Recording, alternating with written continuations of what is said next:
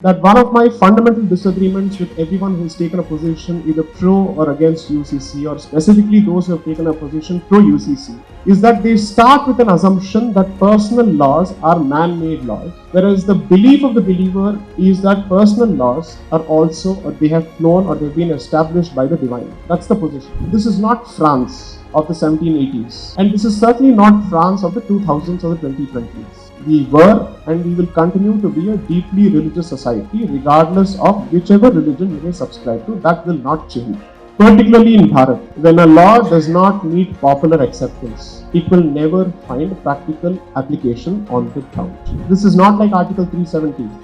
This is not like CAA. This has a greater implication because these are positions that communities have held dear for millennia, or at the very least hundreds of years. And if you choose to have a conversation on the Uniform Civil Code without actually having a conversation on the history of codification of personal laws in this country, it is a truncated, moth-eaten discussion which is absolutely ahistoric and which has no basis in facts of history. My position on the topic has fluctuated over the years, and I think most people are aware of this. But I have no interest in presenting my position today. I don't wish to do that because this is not a political platform. It's not a mass audience which has been purchased through packets of biryani and alcohol, right? And the assumption is that if I were to give you the relevant data, or at least data which I believe is relevant, it is for you to draw your own conclusions or ask the right questions. That is the limited endeavor that's going to be performed here today. So if anybody has come here hoping for firebrand YouTube shorts and reels, not happening. Not happening at all. We will stick to the topic as much as possible, and that is the expectation even from the audience. I will stick to the mandate that I have chosen for myself in terms of keeping the discussion as clear, as objective as possible. But similar to the 370 discussion that happened on 2nd of August 2019, if somebody were to raise a political question, then I will not take responsibility for the outcome. Period.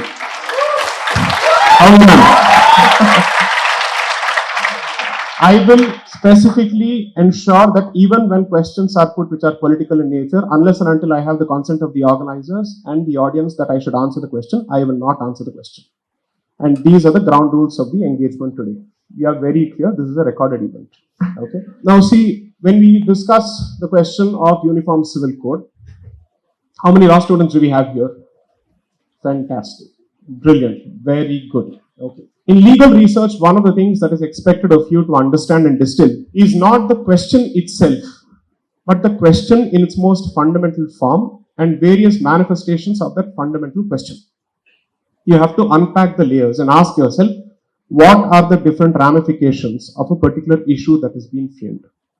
You try and answer the question from a panoramic perspective, from a 360-degree perspective.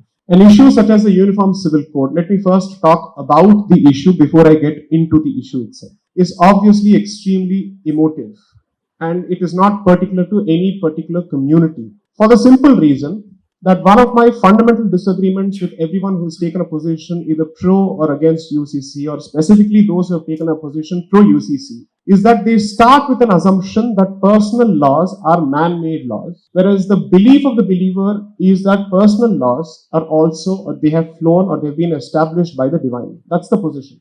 You can choose to reject that particular position from a position of rationality, but personal laws in every faith differ because the source is either a revelation or a scripture, whichever way you see it. Now, it's easy to say, so what? Well, because it relates to religion, and this is Bharat. This is not France of the 1780s, and this is certainly not France of the 2000s or the 2020s. We were and we will continue to be a deeply religious society, regardless of whichever religion you may subscribe to. That will not change.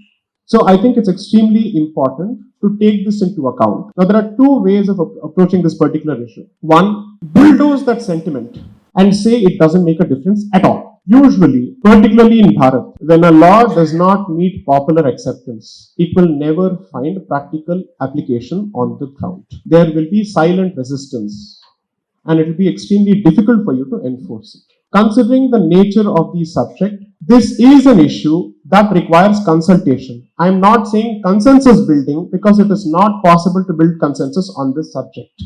neither within one community nor among different communities. That's not going to be possible. But merely because it is difficult to build a consensus, or dare I say, or even impossible to build a consensus, that does not take away the duty of the state to consult, to seek, and to engage. That is the basic expectation. Now, to consult, to seek, and to engage, again, is not the same as pampering all rabid radical sentiments. That is where the red line has to be drawn. Now, therefore, it falls upon the state to ask itself the first few questions. Why UCC? What will it look like? How will it be implemented? What are the concessions that are going to be expected from various communities and various members of different sects? It's an extremely nuanced conversation. This is not like Article 370. This is not like CAA. This has a greater implication because these are positions that communities have held dear for millennia, or at the very least hundreds of years. Does this mean that the tone of my conversation is moving towards an anti-UCC position? No, it's not. Does it mean that I'm moving towards a pro-UCC position? I genuinely don't know, because I need certain answers. I need certain questions to be answered.